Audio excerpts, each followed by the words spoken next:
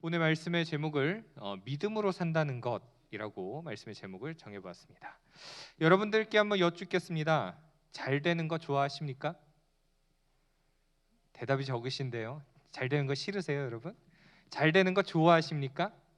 네, 그렇죠. 우리가 이 땅에 살면서 잘 되는 거를 싫어하는 사람들은 아마 없을 것이다라고 생각합니다. 우리가 인생에 하는 일들마다 잘 되면 참 좋습니다. 그러나 우리 인생은 매번 그렇지만은 또 아는 것 같습니다. 때로는 우리가 걸어가는 길 가운데 돌아서 가는 상황들이 올 때도 있습니다.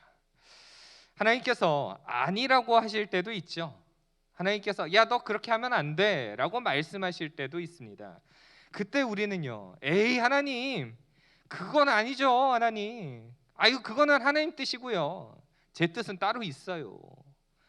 혹시 이렇게 살고 계시지는 않으십니까?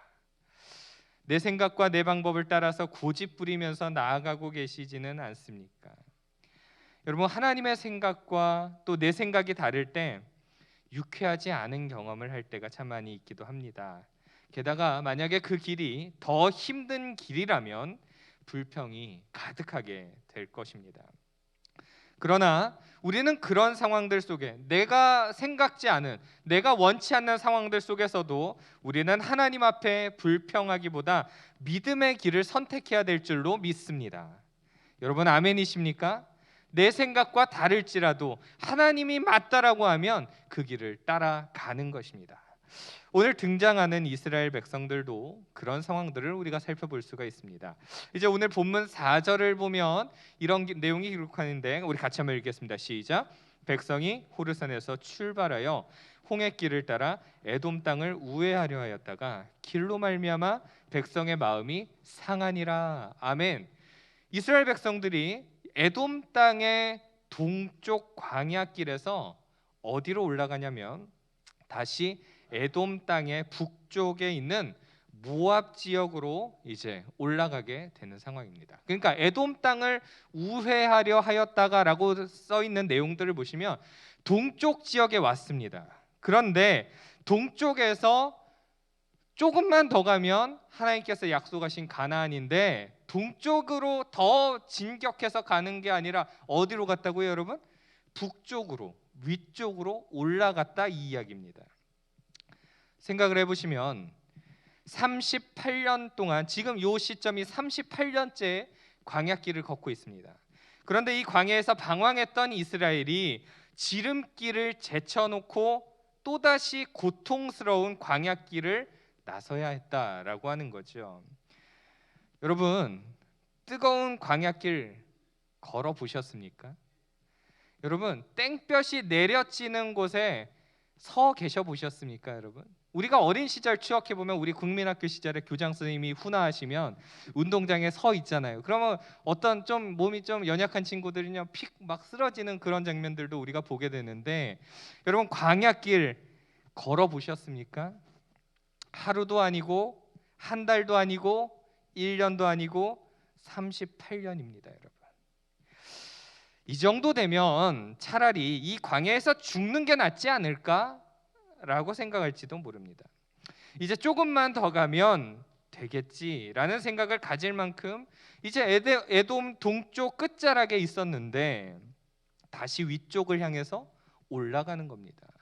북쪽을 향해서 올라가는 겁니다. 조금만 더 가면 가나안인데 거기로 가지 않고 위로 올라갑니다. 여기에 대해서 백성들이 더 이상 참지 못하고 극심한 분노를 일으키고 말았던 거죠. 여기 본문에서 보면 마음이 상했다라고 하는 이 표현은 원문에서 살펴보면 슬픔이나 낙심 따위로 말미암아서 참기 어려운 상태를 표현하고 있습니다. 그러니까 여러분, 이 장면은요, 지금 완전히 폭발한, 이 백성들이요 완전히 다 열이 받아서 폭발한 그런 상황입니다. 피곤함으로 가득 차 있을 때 돌아가자라고 하면, 다른 길을 향해서 돌아서 가자고 하면 분노하지 않을 사람들이 누가 있겠습니까? 그 예를 들면 여러분들이 막 몸이 엄청나게 피곤해요, 힘들어요, 몸이 너무너무 힘들어서 지금 쉬고 싶은데 옆에 있는 사람이 이렇게 말합니다. 야, 차 타고 가지 말고 걸어가자. 아유 뭐 그 정도 가지고 그래, 걸어서 가면 되지. 여러분 감정이 어떻게 변화될까요? 여러분 막 폭발하지 않겠습니까? 네가 지금 나를 몰라서 그래. 지금 얼마나 내가 지금 힘든데. 우리가 그런 상황에 처해져 있다면 우리도 그들과 같은 반응이었을지 모르겠다라는 생각 해봅니다. 그럼 그들의 이제 반응이 어떠했을까요? 이제 5절을 보면 이런 내용이 등장하는데 5절도 같이 한번 읽겠습니다. 시작. 백성이 하나님과 모세를 향하여 원망하되 어찌하여 우리를 애굽에서 인도해내어 이 광야에서 죽게 하는가? 이곳에는 먹을 것도 없고 물도 없도다. 우리 마음이 이 하찮은 음식을 싫어하노라. 아멘. 아멘. 백성들이 지금 보시면 누구를 먼저 원망했어요? 순서를 보면 백성이 그다음 누구를 원망하고 있습니까, 여러분? 하나님을 원망하고 있습니다. 그러니까 하나님께 이 화살을 돌리고 있는 거죠. 그리고 모세를 원망하고 있습니다. 여러분 이건 굉장히 습관적인 불평입니다. 그러면서 이들이 뭐라고 말합니까? 어찌하여 우리를 애굽에서 인도하여 내서 이 광야에 죽게 하는가라고 질문을 던집니다. 이것은 하나님을 향한 모독과 또 패역한 행위입니다. 우리 모두가 다 아시는 것처럼 이스라엘 민족이 애굽에서 430년간 종살이를 했습니다. 그 종살이를 하는 동안 이들에게 자유는 없었습니다. 남자아이가 태어나면 어떻게 하라 그랬죠, 여러분? 출애굽기 초반에 보면 다 죽이라고 합니다.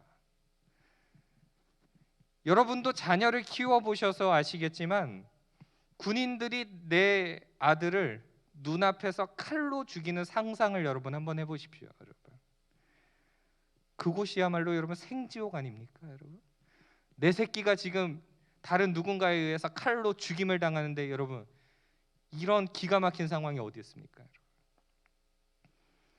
그런 그들을 살리기 위해서 이끌어내신 하나님을요 철저하게 무시하면서 말하고 있습니다. 하나님이 우리를 이끌어내서 우리가 이 지경에 빠진 거 아니야. 이거 하나님 탓이야. 이거 왜 우리한테 그래? 라고 말합니다. 여기에 지금 먹을 것이 없고 물도 없다라고 말하면서 마지막에 하지 말았어야 할 말을 하고 있습니다. 뭐 어떤 음식이요, 여러분? 색깔을 보니까 하찮은 음식이라고 말합니다. 여기서 원문을 살펴보면 아주 시시하다, 아주 악하다, 아주 무시할 만하다 이런 음식이다라는 표현을 합니다. 이 하찮은 음식 뭘 말하고 있을까요, 여러분? 만나를 말하고 있습니다. 하나님께서 내려주신 하늘의 음식 만나를요 지금 멸시하고 있습니다. 여러분 이스라엘 민족이 광야 생활을 시작하자마자 내려온 것이 뭐냐? 그게 만나입니다. 그들이 만나를 자그마치 38년이나 먹었습니다. 그들이 만약에 만나를 먹지 않았다면 일주일도 버티기 힘들었을 겁니다. 매일매일 내려오는 만나를 통해서 하나님의 은혜를 매일매일 체험했던 사람들이 바로 이 사람들입니다. 하루라도 내려주시지 않으면 우리는 살 수 없는 존재들이구나. 하나님이 매일매일 우리에게 은혜를 베풀고 계시구나. 하나님이 매일매일 우리에게 관심을 가지고 계시구나. 그 징표가 만납니다. 여러분. 그렇게 만나를 통해서 생명을 연장했고 광야 생활을 이어왔는데 하나님의 은혜를 지금 완전히 무시하고 있습니다. 이런 하찮은 음식 따위를 언제까지 먹으라는 거야 도대체? 삶의 모든 것이 은혜였음에도 불구하고 그들은 감사하지 않았고 그런 그들에게 우리가 잘 아는 그런 징계가 임하게 됩니다. 6절에 등장하는 내용인데 같이 한번 읽겠습니다. 시작. 여호와께서 불뱀들을 백성 중에 보내어 백성을 물게 하심으로 이스라엘 백성 중에 죽은 자가 많은지라. 아멘. 하나님께서 뭐를 보내셨다고요, 여러분? 불뱀을 보냅니다. 여기서 말하는 이 불뱀은 이 뱀의 맹독성을 강조한 그런 표현입니다.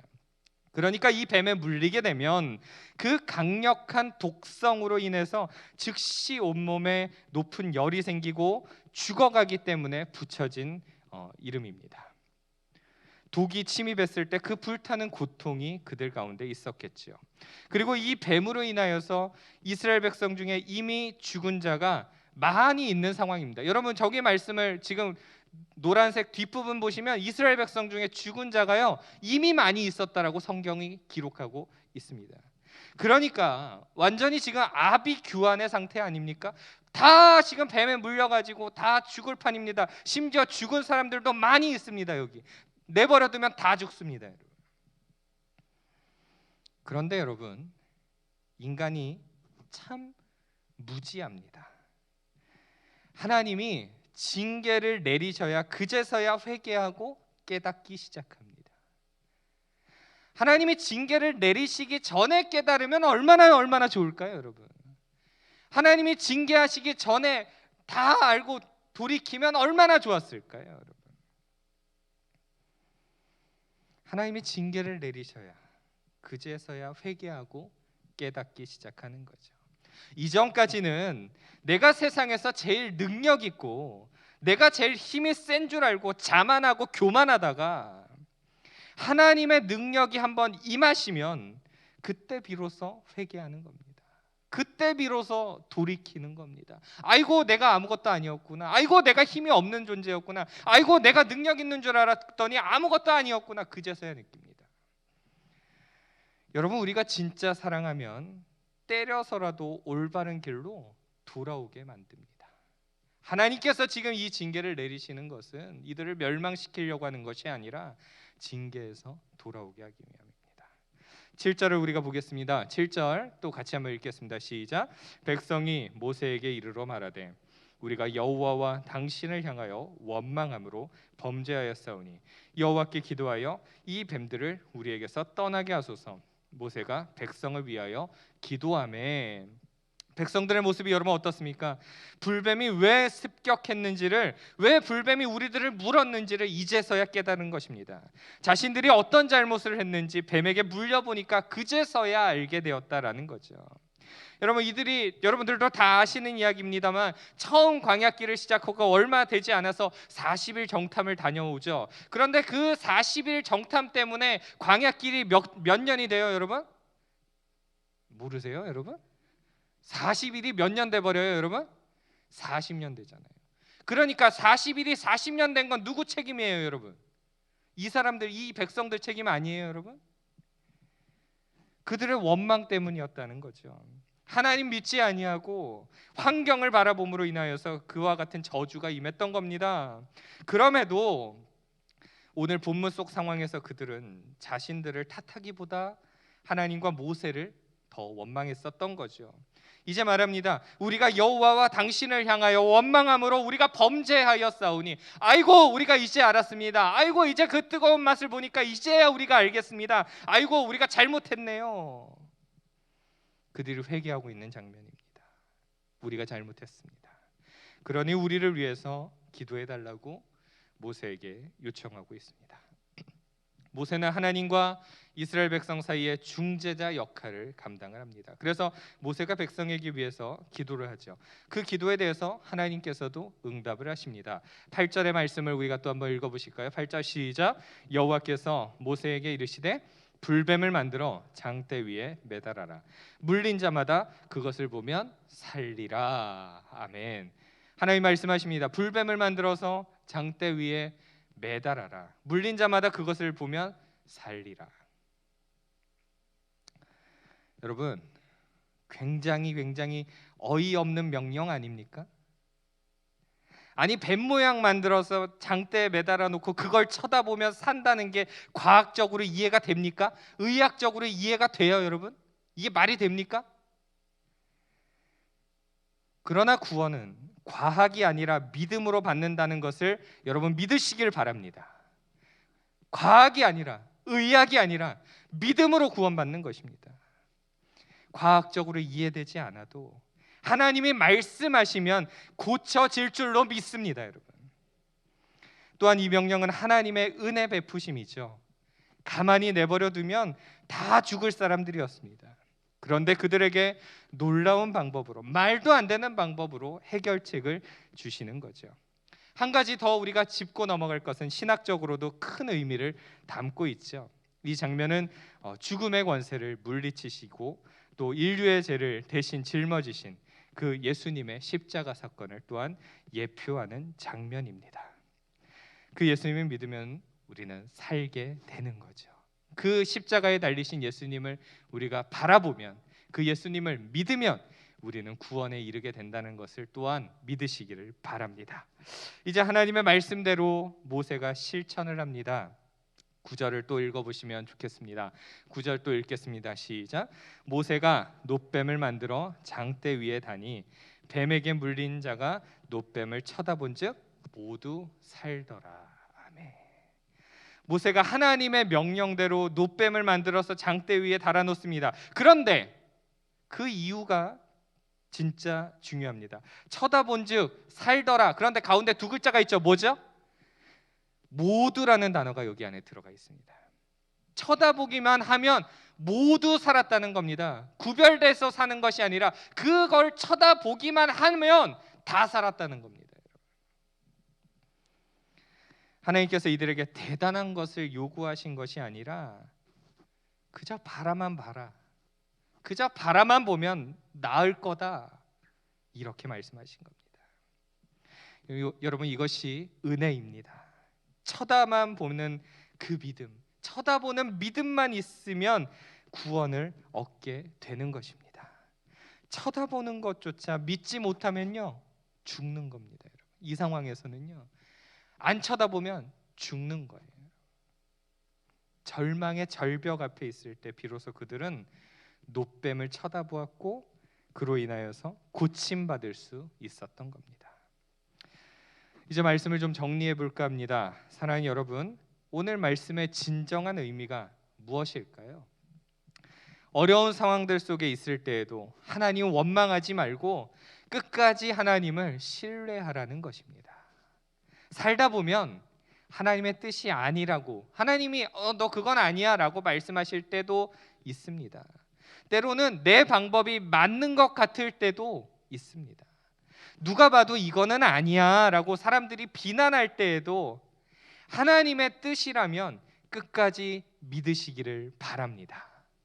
하나님이 우리의 인생길을 모르실까요? 하나님은 우리의 인생길을 다 아십니다. 그런 하나님을 온전히 신뢰하면 하나님이 우리에게 은혜를 주십니다. 우리에게 놀라운 방법들로 승리케 하십니다. 입에서 불평과 불만이 쏟아지고 계십니까? 왜 나에게 이런 환경을 주셔서 고통스럽게 만들지? 이렇게 말씀하시면서 또 원망하고 계십니까? 아무리 생각해봐도 이 상황이 이해가 되지 않습니까, 여러분? 그때 하나님 앞에 살 길을 열어달라고 간절히 기도해 보시기를 바랍니다. 은혜가 풍성한 하나님은 우리를 살려 주실 것입니다. 우리를 은혜의 강가로 인도해 주실 것입니다. 그 하나님을 굳게 믿으며 믿음으로 살아내는 저와 여러분 모두가 되어지기를 간절히 소망합니다. 기도하겠습니다.